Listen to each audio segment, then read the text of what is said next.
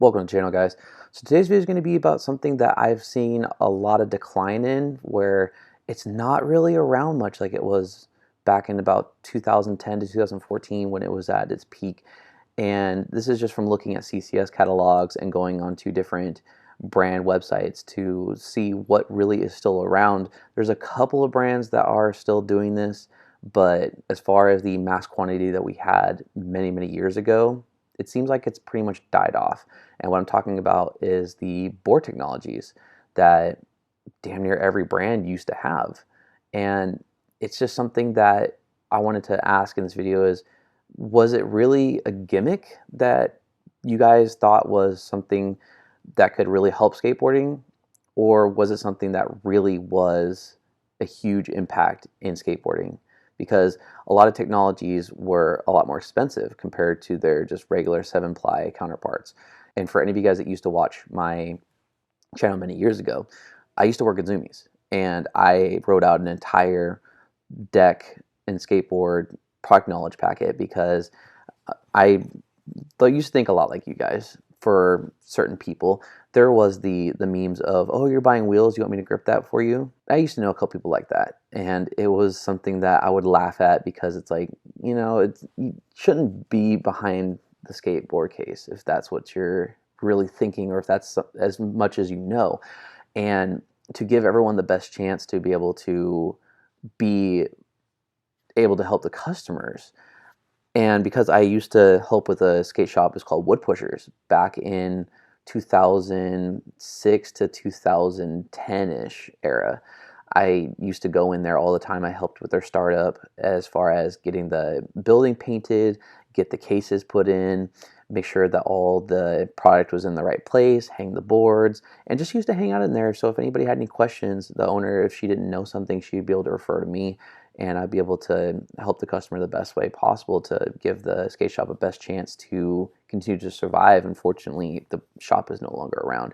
But digressing from the point, I made a whole product knowledge packet so that way I can give my own coworkers as well as everybody in the company the best chance to be able to understand the technologies, why they're important, and then what technology belongs to what brand. And a lot of that has actually been implemented into what you now see today on the websites. So I wanted to go through just a couple of the technologies on here. This is, again, all from, I believe, 2014. So if you guys are watching this and say, oh, well, they don't, they had this technology come out after, or this. Unfortunately, I didn't.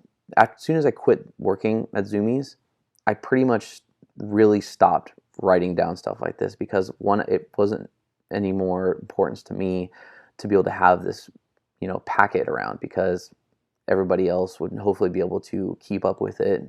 Not like they did, but hopes that they would. And being a skateboarder myself, I didn't need to get a refresher. I can just, look at the websites and see what else is new. But I already wrote them down. This is, again, 2014. So looking back at the old technologies, I went in alphabetical order for what the technology was called. So this is Armorlight. This is going to be for Darkstar. Between the third and fourth layers apply. Darkstar pressed in a layer of carbon fiber. When looking at the layers of the deck, it was the darkest layer, and it helped with the shape of the board, making it to where it's harder to break, and it helped increase the life of the nose and tail, so that way they wouldn't start to bend down. And you had Armor Ply, which is the top sheet of the deck, had a carbon fiber composite pressed into it across the length of the deck, and it did similarly the same thing to the Armor Light, and this is also, again, for Darkstar. Then you had Eternal Life, which is similar to Armor Light, and that was for blind skateboards. Then you had Flat Light Construction. That was a new shape for the decks and made it to where it gave you better board feel and control. And again, you can pause at any point of this video if you actually want to read what it is I wrote. And if anybody wants to correct me, go ahead and leave it in the comment section, because I'd really be curious if you guys feel differently about any of these. Flat Light was for Element skateboards. Then you had Fiberlam and Fiber Prime, which was for Toy Machine and for Foundation. This is where I really felt like, okay, so there has to be something to it when Toy Machine gets involved with it and Foundation, because to me, and this is not a knock to either one of those brands, but I would not feel that they would jump into this because I don't know, just the image of the brand, the people that skated for them, I wouldn't think that they would jump into it. And so to see them get onto this was kind of a shock for me. Like, okay, there has to be something to this now, just because of the history of the brand, how truly core to skateboarding they are, and just how, you know, gnarly those dudes are. It's something that I don't know why it didn't hit me until these guys really started setting off into doing different technologies. The one that really, for me, as far as these two that didn't work, was the one that had the carbon fiber on the bottom, because then obviously you're going to board slide through it. You're going to eventually start to take away from it by sliding on it. And then you had helium, which is for element between the third and fifth layers of the deck, is a new construction of the deck that allows the board to be up to 25% lighter while adding strength to the deck.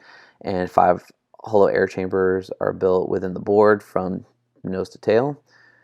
Impact support, pretty much the almost stuff. The double impact was absolutely my favorite. I love the regular impact, but the double impact was just by far, for the technologies that I skated, this is the one that proved itself beyond words for me.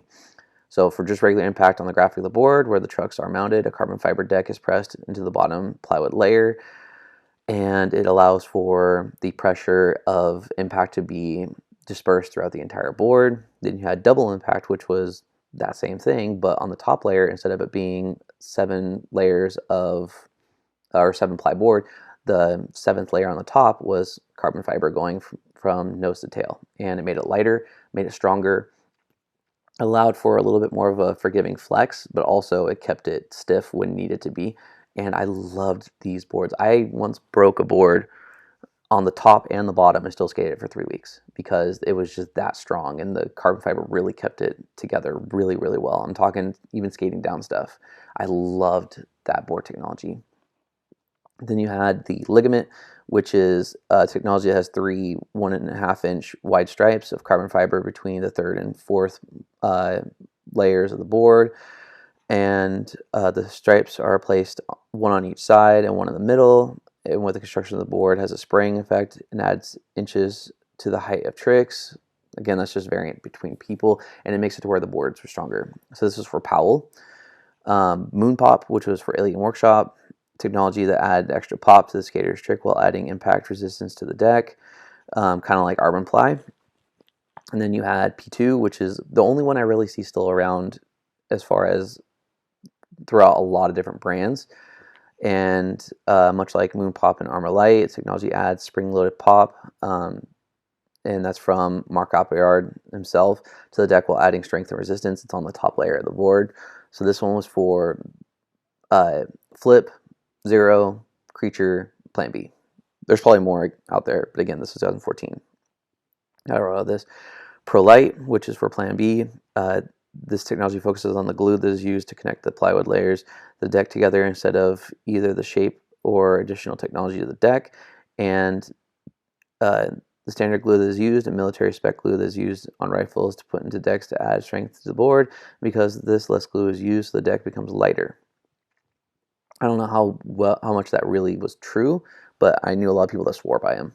So I have to believe that it has to be to some degree. Risen 7, this construction focuses on the board is made instead of the shape of the board. Risen is a type of glue that companies use that is water-based, which leads to stronger construction between the layers and lighter board because the strength allows for less glue to be used. This was for Almost, Blind, and Enjoy. Shallow Grave, which is just it being less concaved for the board from nose to tail, and that was 4-0. Uber Light, which is Rodney Mullen designed this technology to do both increase the strength of the deck, but to make the deck as light as it possibly can be between the third and fifth plywood layers. Between the middle of the deck, between the wheelbase, a carbon foam as strong as fiberglass is placed inside the core of the deck and to increase the strength of the deck between the truck's harsh impacts, and that's for Almost. And so that's pretty much it. Those are the ones that I had for 2014. But going back to the original question for this video, do you guys think that this actually was more of a gimmick of skateboarding, much like how today, there were the rubber toe cap where I didn't think that was a gimmick. I thought it actually was really, really nice, especially on the Marana. But did you guys think that this was actually a gimmick? And especially for today's standard of skateboarding in 2020 and looking at people and how they skate, do you think that this was all the technology that came out? This was something that came a little bit prematurely that maybe would be able to thrive more today because of how much people are pushing skateboarding? Or was this just strictly a gimmick? Where did the technologies go? If they were really that, you know, helpful with our skateboarding, why did they not stick around? Why are most of them from this time period seem to be gone? And will they ever make a comeback? So that's what I wanted to just bring to the table for this video and to see what you guys thought about it. Leave your comments on the topic down below. I'm very curious what you guys actually do think about this, and I would love to get a conversation going. What you guys think? What was your favorite? What was the one that you thought was just out of left field that didn't work? And what actually really did work for you guys? Because again, for me, the double impact was my absolute favorite. But leave your comments on this down below. If you like this video and want to see more, please hit the subscribe button and hit the bell of notification to be notified whenever a new video comes out. And if you like this video, please give it a like and a share so that way we can grow the channel to be able to do more videos like this for you guys in the future. And I will see you guys in the next one. Take care.